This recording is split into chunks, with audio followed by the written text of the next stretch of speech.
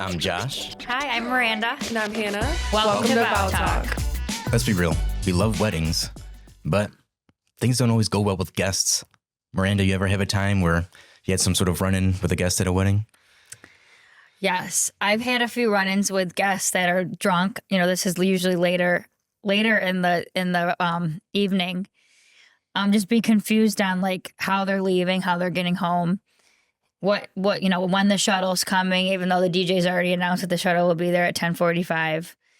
I've had drunk family members be very confused on like where things are going when we've already spoke about that. So that's something that I've had to come kind of be strict about. Have you ever had to take anyone's keys or prevent anyone from leaving or driving? No, I haven't had to do that. And I hope I never do, because I definitely think there's a gray area of like how long I'm at the event. Mm-hmm. Because then that just like turns into a liability. Yeah, I'm curious, like, would the responsibility ever come back to you if, say, someone did get pulled over, like drunk driving or anything? No, yeah. Because like as the planner, like I don't have a liquor license. I'm not serving anyone alcohol. Yeah. But as the planner, I do try, like, say the wedding ends at 11 o'clock. Like we can have a shuttle coming at 10 o'clock for the guests that want to leave. We can have a shuttle coming at 11:30. I try to get the guests out and safe. If there's not a shuttle at all, that's really up to the clients to, okay, are people Ubering? What are they doing if it's not a hotel and they can't go and like stay upstairs? But yeah, there's definitely like that gray area. Josh, what about you? What situations have you had with guests? So not that I have to deal, all of us have to deal with drunk guests, but one thing that I find is when I initially get into a wedding is people want to give suggestions on what I should be doing with the photography. Oh, yeah. Especially if I'm doing like the dress, right? So one time I get into the house, I bring all my gear in there. I ask, hey, can one of the bridesmaids help me get the dress down? I want to hang it up over here, take a photo. And they go, oh, actually, there's this beautiful room over here. You should take it in here. I was like, okay. So I open up the door. It's all purple. Like just purple everywhere. Oh. So it's like, I'm not going to bring a white dress into an all purple room because that purple light is just going to reflect on the dress. Yeah. It's not going to be, the true color of it. So not that I'm mean, but one thing that I typically do is like the first suggestion I get, I almost always say no. Yeah. And then I tell them why I'm not going to do that. I feel like guests have been doing that a lot recently, just like suggesting things that the photographers should be doing. Yeah. Not that it's bad to make a suggestion. Sometimes people will make a suggestion. I'm like, oh, perfect. Actually, that's pretty nice. I'll do that. Yeah. But when it's a bad suggestion, I will let you know because I don't want you to make any more bad suggestions to me. So, yeah. Not to be rude, but absolutely, it's like I'm the professional at the event to take the photos.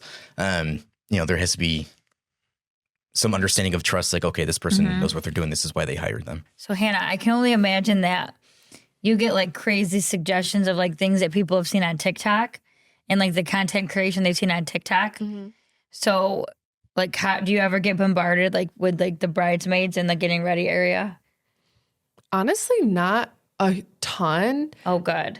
Because honestly, sometimes like I'll come in and they'll already be like doing a TikTok. Yeah. Like, so it's like, okay, whatever. And then I'll obviously help them if they need help. But I don't know. I just feel like I don't post that many like transitions or things like that. I do more just different content creation, like more scope of the day. I've never seen anything crazy with your stuff. I like some of like the room shots, like the day like captured. I feel like it's like kind of like editorial. It's like storytelling. Yeah.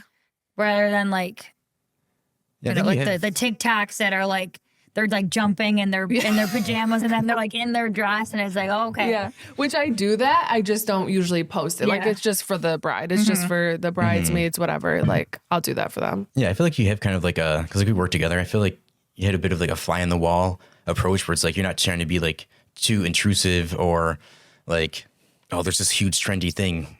We got to do this. Yeah. We have to get this video. Yeah. Because I try to tell the couple, like, I don't want it to seem like this is a day for social media or like a day that we're doing trends or like, oh, I have this trend. I want to do it because it's going to do good on my page. Like, I want to just post my work because I want to show people my work, but I don't want to be like doing things because I want to get viral off of somebody else's wedding. Yeah. You know what I mean? And I've even had couples be like, oh, like you didn't post this. Like, do you offer this or whatever? Like even with the guests leaving videos, like I don't want, that's like intimate moments. I don't need to share that on my page just because it would probably do well. Yeah. But I feel like early on in my career, the guests were like, it's so interesting because like people are like, are you nervous about the weddings? And it's like, no, not at all. Like I'm like calm on the wedding days because I feel like I'm like in my element. I'm ready. I love this stuff. But early on in my career, I feel like the guests would kind of like upset me a little bit because I'm like, what, like they get a little like rogue. Like after the ceremony, and this is something that I've gotten better with the planning is like, I try to make the logistics as easy as possible for that because it kind of gets messy. Like if you have like a 250 person wedding and you're ushering 250 people to another space, like it can get a little crazy. And like the guests just don't understand. And they're like, where are we going? We're thirsty. We want a bathroom. We want this. Where do we put the cards? And it's like the cards are in the cocktail hour in a box. You'll find them. I'll get you there. And now I'm a lot better at like communicating with like the venue, like we're gonna make this as logistically seamless as we possibly can because there's 250 people and that's a lot, and we don't want to spend 10 minutes 15 minutes getting people to the next location. And I've also, now that I have more staff, like I also have like some of my coordinators ushering, but like we're not ushers. Like I find at the full service venues they do have staff that helps with the flow. But that's something that after just a few, like, I felt like little chaotic transitions, I've gotten like very strict about. I'm like, this is what we're doing. The bar needs to open at this time.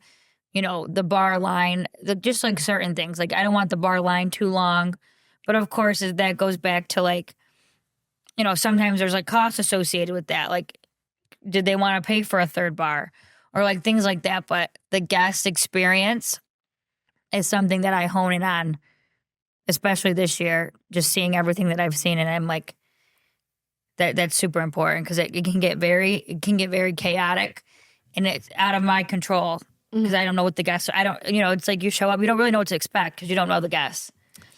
Have you ever had like guests, maybe like a family of guests, like ask you to take a separate picture of them aside from like with the bride and groom? Because I feel like I've seen that a few times recently where they're kind of like using a wedding day as like family portrait time that like they can get this photo and hanging up in their house. Yeah, I've actually had that happen. It was a wedding this past summer where it was the groom's sister wanted photos of her daughter for her senior photos. And literally like, oh my God, pulled my second to the side to take portraits of her. Did she? Yeah, she did. Like I included some of them in the gallery, but it's like you're there for the couple. Like she at least didn't ask for me to get pulled away. Yeah. She grabbed my second, which is okay because I'm still able to focus on the couple and things. But it's like, yeah, don't be that guest. Don't be trying to get like a free photo shoot. Yeah. Because a family member of yours is getting married and spending a bunch of money on photography. Yeah. I think that's very inappropriate. Yeah. And I think that would probably make couples feel uncomfortable. Like, what the hell? I have a question for you. Yeah. Miranda, have you ever had a time where a guest gave a speech when they weren't on the list to give a speech? Yes. Oh my gosh. Yes, I've had that happen. And there's a reason why they weren't supposed to give a speech. I definitely get it. But again, like what now, as I've evolved, when we work with the DJ companies, like sometimes they wouldn't even allow that unless the couple like said it was okay, because it goes back to like the planning. We plan all that stuff out. That's all on the timeline. Like your father's going to make a speech, the maid of honor, best man, like not cousin Corey, who's a degenerate and is just going to be obnoxious. Would the DJ just like say no? Like, I'm not giving you the mic? Like, no, like that's not, it's kind of like the same thing with like, do not play in like song requests. Like it's, the weddings, like it's not like a free for all. Like, when you're working with super professional people, if like my cousin owns a DJ company. We'll get there eventually. And when my other cousin got married, I was like, "Can you guys play Baby Shark?" And they're like, "No." And I'm like, "Why? I want you to play Baby Shark." And they're like, "That's so like that's a request. Like that's so out of like that messes up like the vibe of the night." When that guest like decided that, fuck it, I'm giving a speech, I'm doing what I want to do, how did the couple react to that? What was their response? They just like were like, "Oh my God." Yeah. And like rolled their eyes.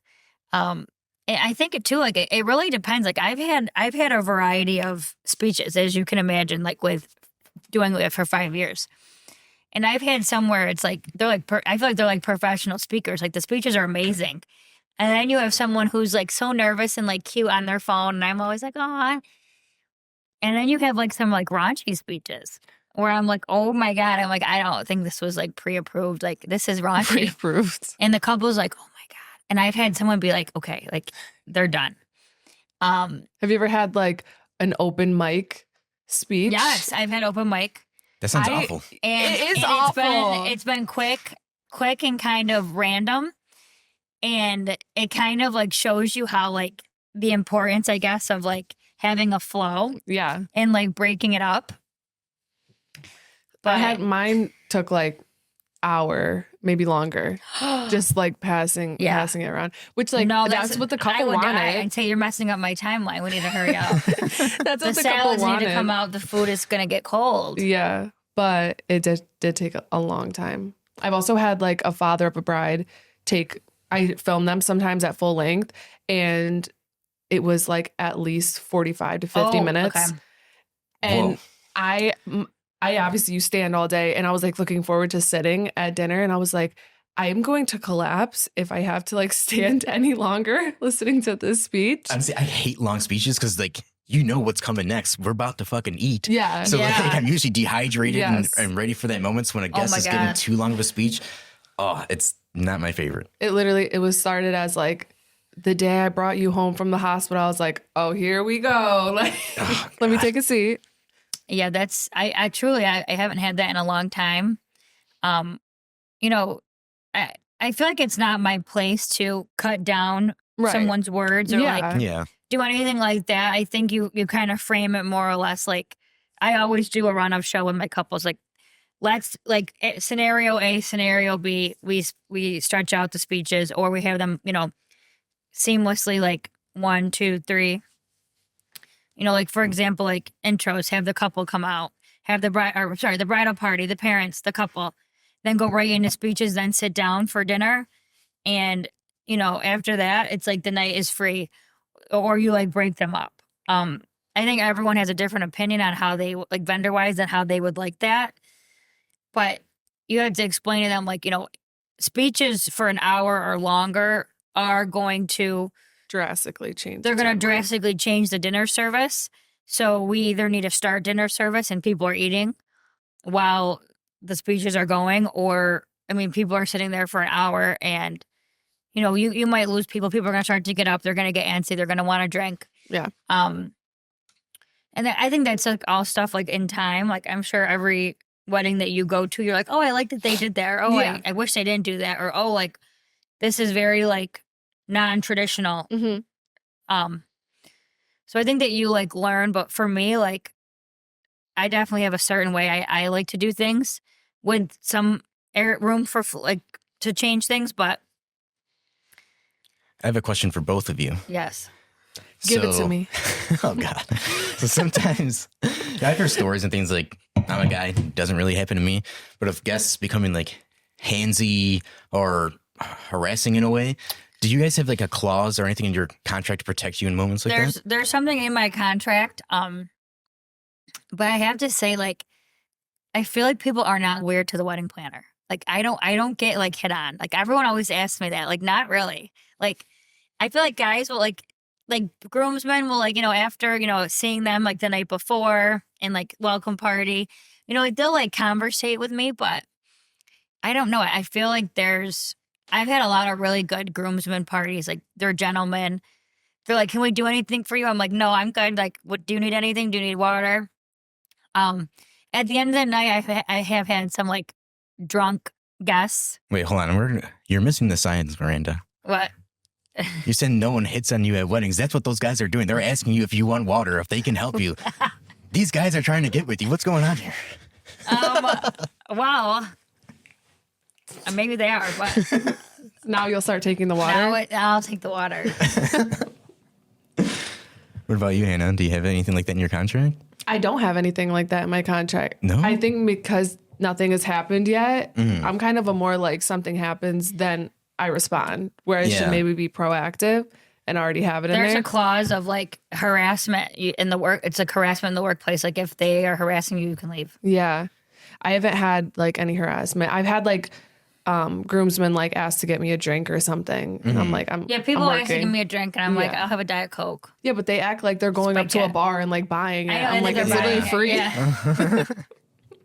Like, you want to go up and say it for me? Okay. See, a lot of my seconds are women, so I do have like something like that in my contract. Where it's like if someone's like harassing or being inappropriate. Yeah. That we're just allowed to leave. Like we're gonna wrap up and we're heading out, and the only photos you're gonna get is just from where we left off. But would you say something first? Like, I think it's hey, this is happening, like, and try to stop it? I would definitely speak to the couple first, depending on the severity of it, right? Like say it was something where it's like very aggressive and just like kind of like off the wall. I don't even think I would give it a second chance. I haven't had this scenario, luckily, but my thought would be, I'm just going to cut it from here. But say something that, I don't know, wasn't too extreme, I would talk to the couple about it, see if they can kind of cut that out, get the guests to stop, or, have them leave before we do. Is there anything in your contract that you've had to like specifically add because of an incident? So this is like, it's like super early on in my career. I had a bride reach out to me, and I shouldn't have taken this wedding.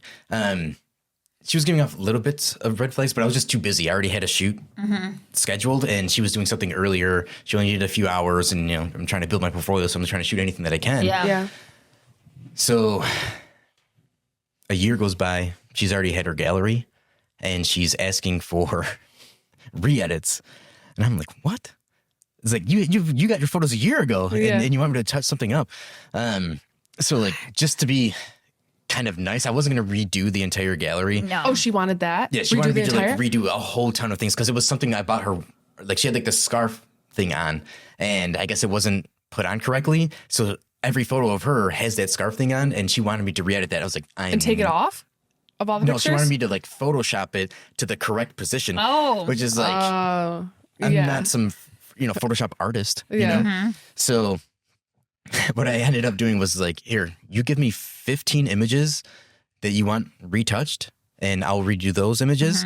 But if you wanted me to do anything outside of that, I'm going to have to charge you. And then at that point, I added to where it was like, they have 14 days to request an edit. And then if it's after the 14 days, it's $350 per hour. And is it like an edit up to a certain amount? Like they can't.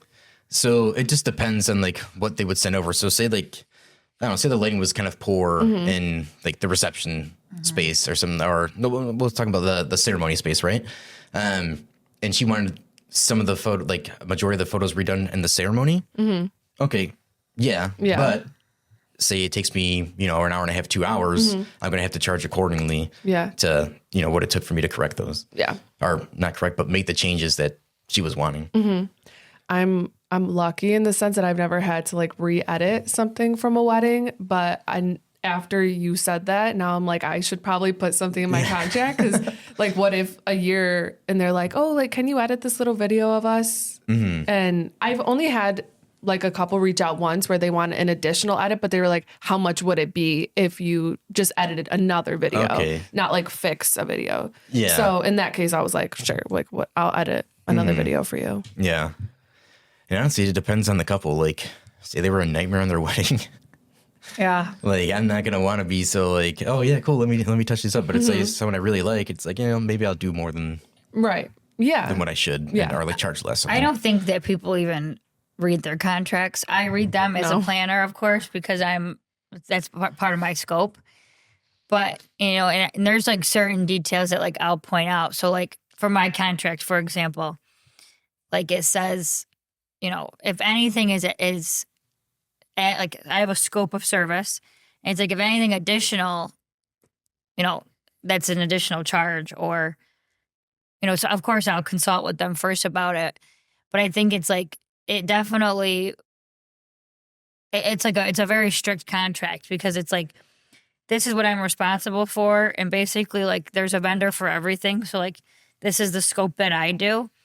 And I just think that a lot of people, they get so excited and they don't even really read that. They see the invoice, they see the amount it is, and they don't read that. So it's very well that they might miss any language about being able to leave a wedding. But if there was ever a situation, I had one a while back where a guest grabbed the videographer's camera out of his hand. Ballsy. And I went over to him and I'm like, that's not appropriate.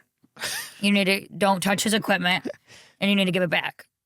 And he was like, yeah. And he was like, okay, I'm sorry. And I'm like, no, like, don't do that. Because the guy was like, I mean, that's his property. Like, what happens if like the camera fell and like we like lost the footage of the wedding? Yeah. Like that's a nightmare. Hannah, have you had a time where a client either had like a request or wanted you to do something that is like clearly stated in the contract, and you had to refer them back to the contract to be like, hey, just so you know, like. I've had them just plain out not read the contract. So they'll be like, oh, like how long do I have until I can download everything and it's gone? And I'm like, it's in the contract. Or in the beginning, I had in my contract that obviously I'm required to have a dinner. Yeah. And I had like a first few weddings that it was like kind of awkward in dinner because they didn't assign me to have dinner. Oh, and I was like, it's another episode. Yeah, I was like, oh, well, it's in my contract. Episode. Like, I do require a dinner. Like, I'm hungry. I've been here 8 hours. So, like, the first few weddings after that happened, I was like, just like a heads up in my contract, like, I do require dinner. And they were like, yeah, of course. But it's like that one incident, like, scarred me. And I was like, yeah, it's the fucking worst when you're like so dehydrated, you don't get much water. Your legs are killing you. Your brain's barely functioning. It's like getting towards the end of the night. Yeah. And I'm like, God, if they didn't have like a meal for me. But I've had some couples who are like, really read it. And they're like, what exactly does this mean? Like, what exactly does this mean? And I'm like, okay. Like, yeah. I have a few, like with full service, I get some questions because it's a big package. Like I'm responsible for a lot. So I will always answer questions about a contract though. It's my contract. I read it often because I want to make sure that I can reference it when people ask, but it's very important. Yeah. For me, I always get like, when can I expect my photos? And then I instantly know it's like, they did not read their contract because that is 100% in there. Yeah. Turnaround time is big. Yeah. And that concludes today's episode on the Vow Talk podcast. If you guys have any stories or anything you want to share, make sure to submit them on our website at www.vowtalk.com. You can follow me on all my socials at Behind Your Wedding Day. Miranda, where can they find you? I keep forgetting my handle. Hers is MQ_events_. Josh. And you can find me on Instagram at Josh Reyes Photo. Bye. Bye. Miranda, say bye. Bye. Bye. Come on.